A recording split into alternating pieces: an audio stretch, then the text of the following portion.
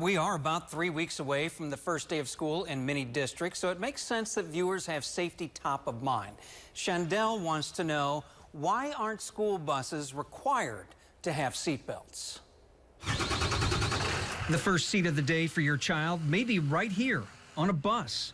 Bus makers have stated for years that the high back, closely spaced, well padded, energy absorbing seating is safe even without seatbelts. Buses are way more safer than any other forms of transportation to and from school, including just people's regular cars. Springfield Public Schools echoed that statement. They told us school buses are designed with a variety of safety measures that minimize the risk of injury to passengers. The method of occupant protection on buses, which are large and the forces are different on a bus, it works really well at preventing fatalities. If the crash is frontal or a rear impact, it can be really quite protective. However, test lab videos like this one showed what can happen in rollover crashes. And real-life videos like this one showed what does happen, with 16 injured in this crash in Ohio. Keep in mind, putting lap and shoulder belts on a school bus isn't cheap. One seller of Thomas-built buses told me it would cost $372 per seat to add 3-point lap and shoulder belts. Depending on the size of the bus, you could be looking at several $1,000s. Is there a cost-benefit analysis on, well, they don't get hit from the side all that much? Oh, they get hit from the side plenty. and that's where we have had the tragic instances that occur.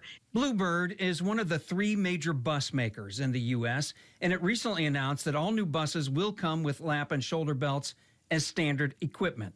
Meantime, Thomas-built buses told us, while we currently don't require lap shoulder belts on every model, we make them available across our entire product line. I do feel it's a matter of time. Making it standard at one of the major bus manufacturers not only puts a nod to how important this is and how important it is for many transporters across the country, but also is showing that, yes, this can be done. We can bring the cost in line.